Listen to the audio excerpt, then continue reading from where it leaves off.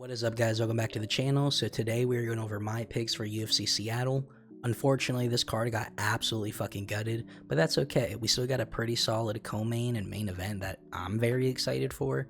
So with that being said, I am going to kind of skim through these first three fights on the main card so we get right into the meat of it. So for the first fight, we got Alonzo Menifield versus Julius Walker. Quite frankly, this one's pretty easy for me to call. I think Julius Walker is going to beat up Alonzo Menifield. Now, I don't know if you guys saw this picture. I'll post it. I'll put it up right here, right now. But Alonzo Menifield has gotten fat. Now, I don't want to say like he got fat, has a belly, but clearly his body fat percentage is a lot higher than what it used to be. And that's never a good sign. You know, you have people saying, well, that's because he gave up weightlifting and is focusing more on his training and fighting. And that may be true, but as Chael says, it really comes down to calories in versus calories out. If you're training hard every single day and eating well, I don't think you're going to balloon up like that. I really don't. If you're not training as hard as you are, but still eating good, you know, that could result in that. Because he still has good traps. Is still clearly in shape, but it just looks like as if he's had some time off. And going against a guy like Julius Walker with that confidence and cockiness, I don't see how he really gets that win other than a fluke KO or something. That being said, I'm going to go with Julius Walker probably by TK on the second round. So for the next fight, we got a fighting nerd, actually. The fighting nerds have been all the rage lately. I'm a big fan of them, personally. I saw a cool anime edit / TikTok edit of them, and the song got stuck in my head. Protez drinking the alcohol got stuck in my head. I've been a big fan of them ever since. I like Caio Baralho. I think they're cool. But anyways, we got John Silva, the fighting nerd, taking on Melsik Bagdasarian. I really hope I didn't butcher that. I think Silva's going to win this, but I think this could actually be a very, very close fight. Now, for looking at the X's and O's between these two, I do think that Bagdasarian does have better technical striking, and I do think he has the power, but these are special circumstances. Bagdasarian's last fight was in 2023, I believe, and, you know, the fighting nerds have been active. Silva's been pretty active.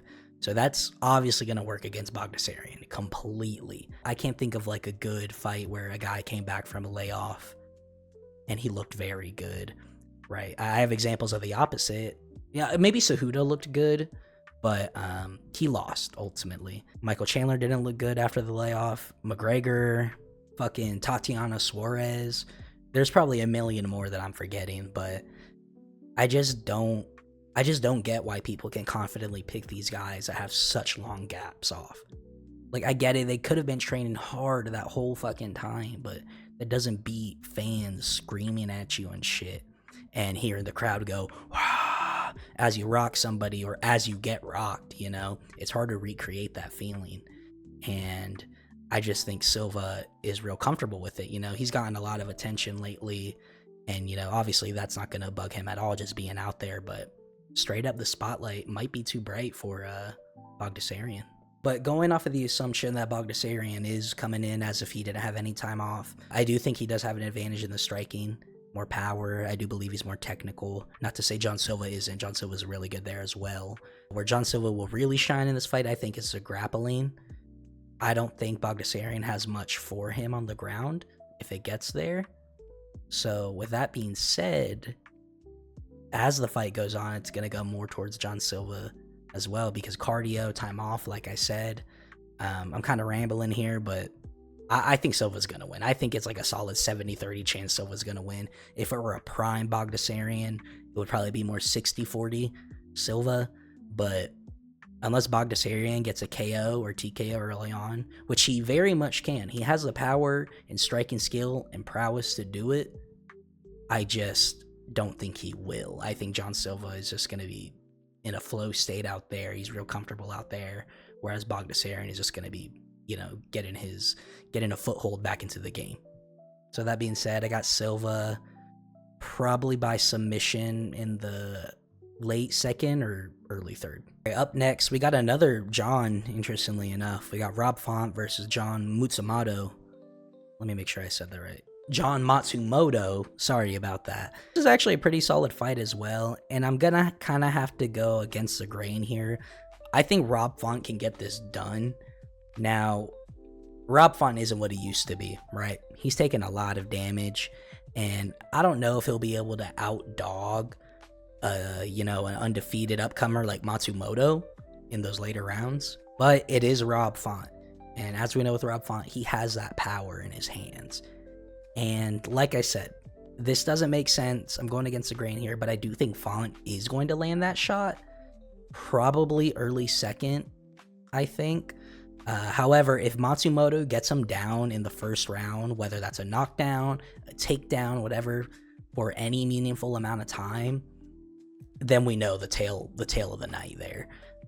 Font needs to get that big shot early. He needs to get Matsumoto's respect early. Now, something I could see happening in favor of Font is, Matsumoto going in crazy, getting real cocky. He's kind of styling on Font. It's second round maybe, and then he kind of does a crazy blitz with his hands down on Font, or a takedown and then a blitz. And maybe Font will time it up, being the veteran that he is, with a nasty uppercut and absolutely fold Matsumoto. Now, I understand the odds of that are ridiculously slim and very, very low. I get that. But I fuck with Rob Font, man. I'm gonna have to go with Font. I'm gonna have to ride with Font on this one. If that doesn't happen and the fight goes beyond the first, it's gonna slowly creep into Matsumoto's territory. I don't think Rob Font can keep up the way he used to before he took a lot of damage earlier in his career, especially against an undefeated youngin' upcomer like Matsumoto. So realistically, Matsumoto's probably going to finish him in the early third, late second, but I'm gonna have to go with Rob Font via KO mid first round. Up next for the co-main event, we got an absolute barn burner of a rematch. Anthony Fluffy Hernandez versus Brendan Allen. I did say rematch because these guys have fought each other before in the LFA, and it was an absolute banger. I really do highly recommend all of you watching this, after this video, go to the LFA's official YouTube channel. They uploaded the full fight a day or two ago. It is absolutely worth the watch. It is very exciting. I must admit, that fight was a long time ago, like 7-8 years ago. So as for studying tape, I'm not sure how much weight that fight will have in this fight if you're making picks and stuff. But I think it's relevant enough to watch, Something that we can reliably look at, though, is their last couple fights. Fluffy has a record of 13-2, and for MMA standards, that is absolutely beautiful. I mean, for all sports standards, that is absolutely beautiful. Especially when you see the level of competition who is fighting. It's not the greatest, but it is absolutely nothing to scoff at.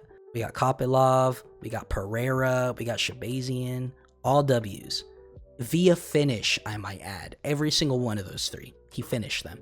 Now, let's compare this to Brendan Allen's last couple fights. Most recently, he has a loss against Imavov, which, to be fair to him, that has aged kind of well, considering Imavov has finished Izzy.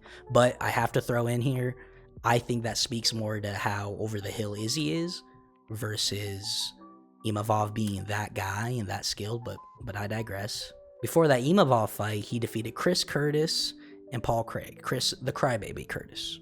It goes without saying, there is a pretty clear skill gap in the competition between both of these guys, which that naturally makes you want to lean towards Fluffy. Not to mention that Fluffy did win their first fight. Like I said, that was a little bit ago, so I'm trying not to let that influence my pick here, but, it's hard to get that out of your head. Once somebody has a win over you like that, that can do things to you mentally. Something else that's in Fluffy's favor is his cardio. He showed, especially in his last fight against Pereira, he showed that he is dangerous for all 5 rounds and that you can't even catch your breath against this guy. If you try, he is going to absolutely punish you and change your life within seconds. Ask Pereira. That's all you got to do. Allen, obviously, is very good himself. Very, very confident in himself and his grappling. So I wouldn't be surprised if we saw him go for a takedown immediately, like right when the bell rings.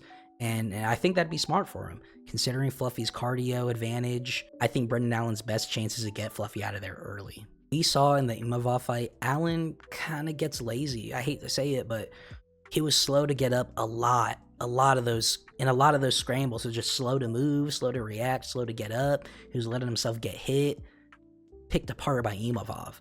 And you can't do that against a guy like Fluffy. And the Allen Imavov fight was only 3 rounds. Now, imagine that third round Allen in the Imavov fight, which didn't look good at all. He looked slow, bad. I thought Imavov was going to fucking finish him. Imagine that Allen in the 5th round going against a 5th round Fluffy. How does Allen win that? But yeah, I think the fight will start off pretty good, round 1 and 2. But past that, if Allen doesn't get a finish, I just don't see how Allen can keep up with Fluffy's cardio. We haven't seen anything like that out of Allen. We've seen that out of Fluffy. We've seen him go hard for 5 rounds, but we haven't seen that out of Allen recently. And I don't know if we ever will.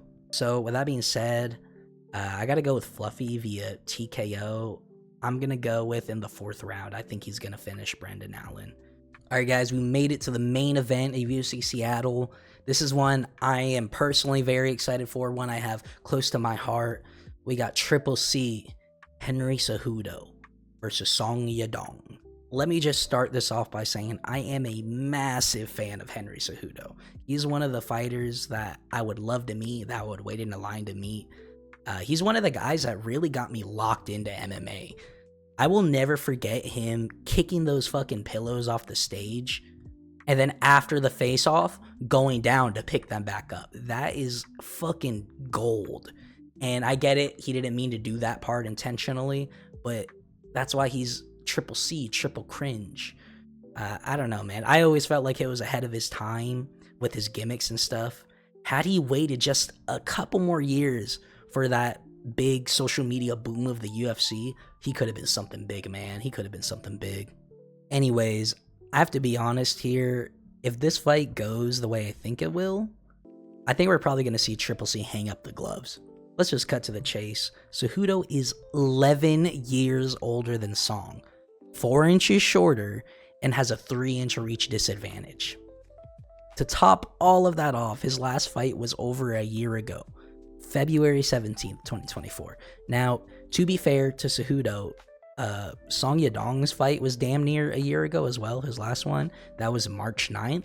Still is closer than Henry's fight, and once again, I must reiterate, Henry Cejudo is 38 years old. Song Yadong is 27. Just from a pure biological standpoint, these two aren't going to be able to go the same amount of time and for the same amount of intensity. Now, obviously, Henry needs to utilize his grappling in this fight. Like I said, Henry has literally every single physical disadvantage you could have in one of these fights. And he's going up against a pretty solid striker that has power in his fucking hands. Song Yadong may finish Henry Cejudo via TKO or something. I don't know. I know Cejudo is a golden copper gloves, whatever the fuck he is. But once again, he is literally disadvantaged physically in every single way. He needs to grapple Song. He needs to. He would be dumb to let a younger, bigger guy pick him apart and work on him like that around the cage. Another thing that really works against Henry is that Song Yadong isn't exactly like a pure striker with a clear grappling weakness the way an Alex Pereira is. Song has shown time and time again that he's very comfortable in his offensive wrestling if he needs it, and that he's not afraid to mix it up, you know? He's very comfortable with that. We really saw this in the Yan fight.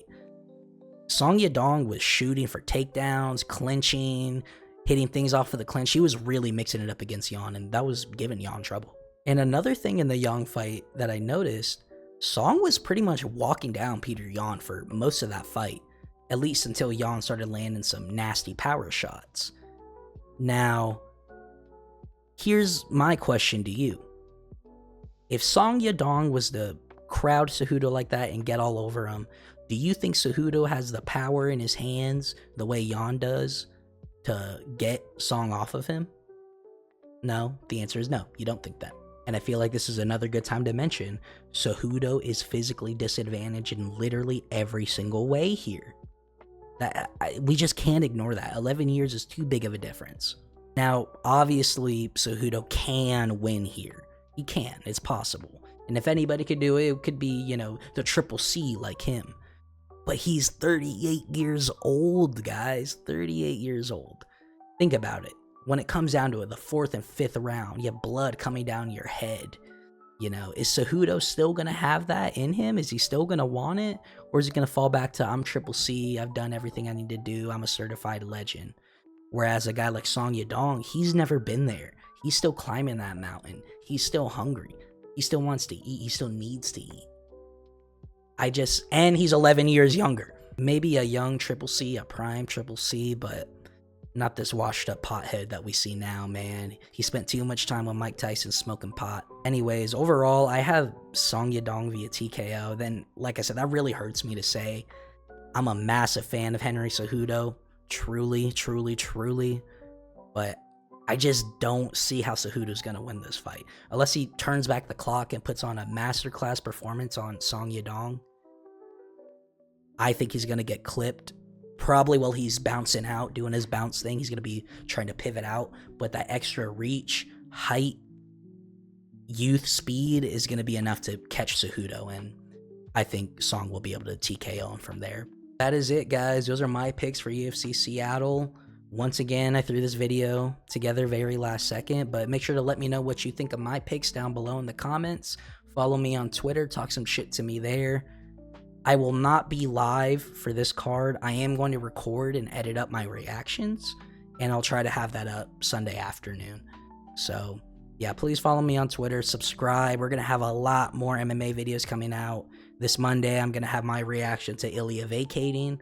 I'm going to have my reaction to Patricio Pitbull joining the UFC, my reaction to Chandler Patty, all the good news that happened. Make sure to subscribe, stay tuned.